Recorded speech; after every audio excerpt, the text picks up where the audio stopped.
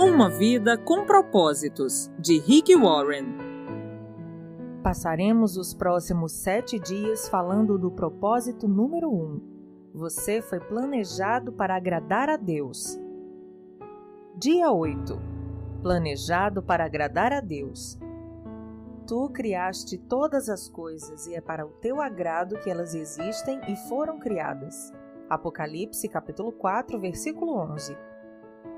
O Senhor está contente com seu povo.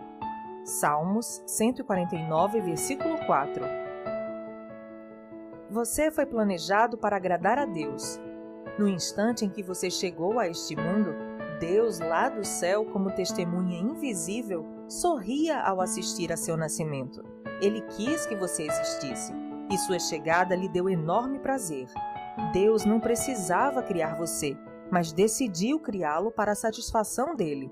Você existe para benefício, glória, propósito e prazer de Deus. Dar satisfação e viver para o prazer de Deus é o primeiro propósito de sua vida. Quando você entender plenamente essa verdade, jamais voltará a se sentir insignificante, pois isso prova o valor que você tem. Se você é assim importante para Deus, e se Ele o considera valioso o suficiente para mantê-lo consigo por toda a eternidade, como você poderia ser mais importante do que você já é? Você é um filho de Deus e proporciona prazer ao coração dele, mais que qualquer outra criatura. A Bíblia diz: Deus já havia resolvido que nos tornaria seus filhos por meio de Jesus Cristo, pois este era o seu prazer e sua vontade. Efésios capítulo 1, versículo 5. Um dos maiores dons que Deus lhe concedeu foi a capacidade de apreciar o prazer. Ele o criou com 5 sentidos e emoções para que você pudesse experimentar essa sensação. Ele deseja que você aprecie a vida, não que apenas a suporte. O motivo pelo qual você pode sentir prazer é que Deus o fez à sua imagem. Com frequência, esquecemos que Deus também tem emoções. Ele possui sentimentos intensos. A Bíblia diz que Deus sofre, fica enciumado, sente compaixão, piedade, bem como alegria, regozijo e satisfação. Deus ama, sente prazer, exulta, desfruta e até mesmo ri. Dar prazer a Deus é o que se chama adorar. A Bíblia diz: o Senhor se agrada somente daqueles que o adoram e confiam em seu amor.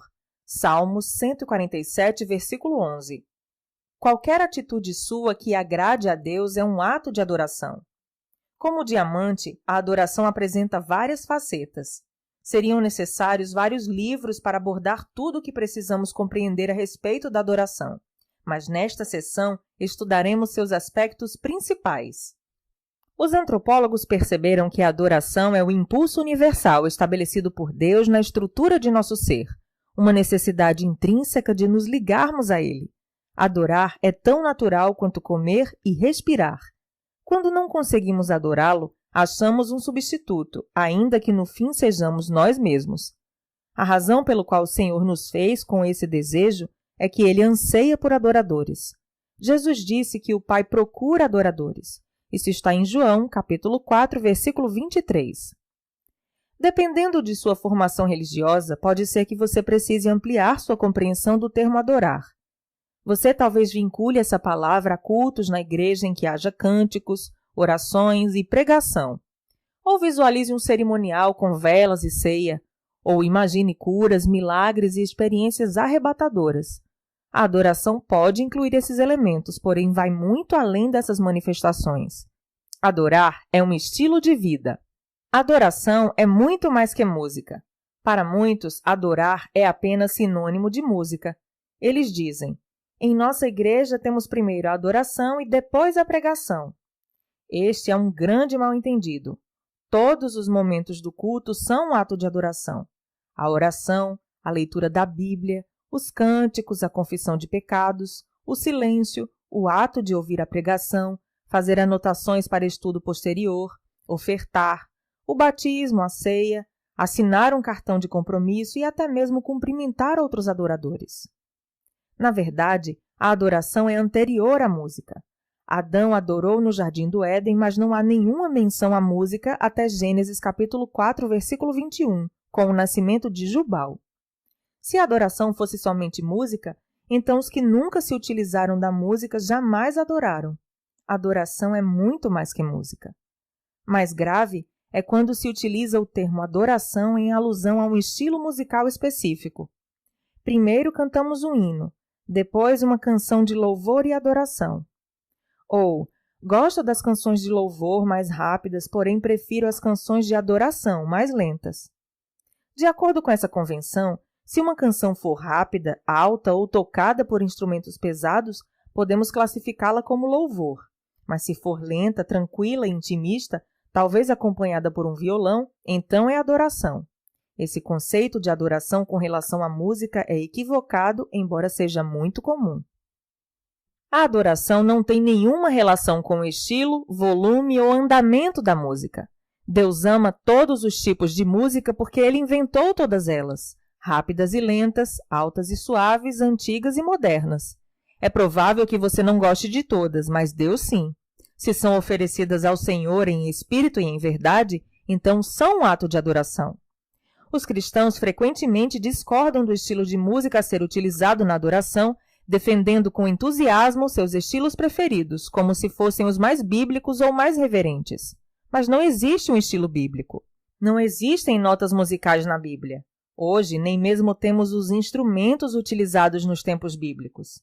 Para ser sincero, o estilo musical que você prefere diz mais sobre você, sua formação e personalidade do que sobre Deus. O som de um grupo étnico pode soar como um barulho para outro grupo, mas Deus gosta da variedade e aprecia todos os estilos. Não existe nada que possamos definir como música cristã. Existe apenas letra cristã. É a letra que torna uma canção sagrada, não a melodia. Não existem melodias espirituais. Se eu tocasse para você uma música sem a letra, não haveria como saber se é ou não uma canção cristã. A adoração não é para benefício próprio. Como pastor, recebo bilhetes dizendo: amei a adoração de hoje, foi muito bom para mim. Esse é outro mal-entendido a respeito da adoração. Ela não é para o nosso benefício. Quando adoramos, nosso objetivo é agradar a Deus, não a nós mesmos. Se você alguma vez já disse: não aproveitei em nada a adoração de hoje, então você adorou pelos motivos errados.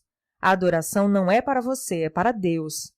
Claro que a maioria dos cultos de adoração contém elementos de comunhão entre os irmãos, edificação e evangelização. E existem benefícios na adoração, mas não adoramos para nossa satisfação. Nossa motivação é glorificar e agradar ao Criador. No capítulo 29 de Isaías, Deus reclama de uma adoração hipócrita e sem entusiasmo. O povo estava oferecendo a Deus orações repetitivas, louvor falso, palavras vazias e rituais humanos sem que o significado fosse levado em consideração. O coração de Deus não é tocado por uma adoração meramente tradicional, mas por paixão e compromisso. A Bíblia diz: esse povo se aproxima de mim com a boca e me honra com os lábios, mas o seu coração está longe de mim. A adoração que me prestam é feita só de regras ensinadas por homens. Isaías capítulo 29, versículo 13. A adoração não é parte de sua vida, é sua vida. A adoração a Deus não se limita aos cultos na igreja, pois nos foi dito: estejam sempre na sua presença. Salmos 105, versículo 4. E cantem glórias e louvem ao Senhor desde o nascer até o pôr do sol. Salmos 113, versículo 3. Na Bíblia, as pessoas louvavam a Deus no trabalho, em casa, na batalha, na prisão e até mesmo na cama. Louvar deve ser sua primeira atividade, assim que abrir os olhos pela manhã, e sua última atividade ao fechá-los à noite. Davi disse: eu darei graças ao Senhor o tempo todo. Minha boca sempre o louvará. Salmos 34, versículo 1. Cada atividade pode ser transformada em um ato de adoração quando realizada para louvar, glorificar e agradar a Deus. A Bíblia diz: assim, quer vocês comam, bebam ou façam qualquer outra coisa, façam tudo para a glória de Deus. 1 Coríntios, capítulo 10, versículo 31.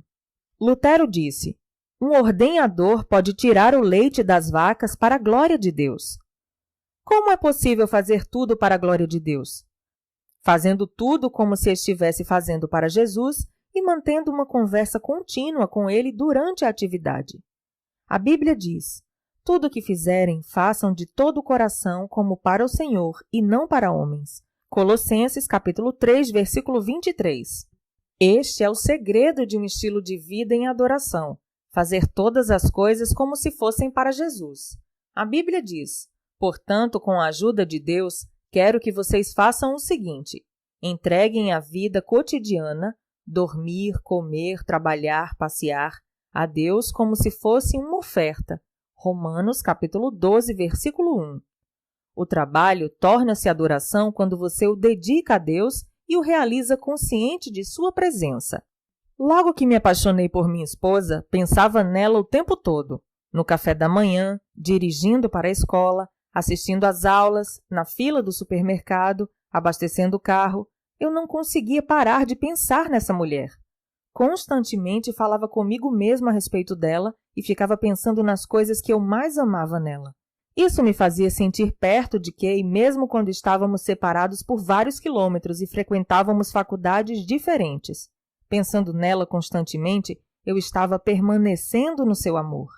A verdadeira adoração reside nisto: apaixonar-se por Jesus. Dia 8. Pensando sobre o meu propósito de vida. Tema para reflexão: fui planejado para agradar a Deus. Versículo para memorizar: o Senhor está contente com seu povo. Salmos 149, versículo 4. Pergunta para meditar: que tarefa simples eu poderia começar a fazer como se fosse diretamente para Jesus? Até o próximo áudio.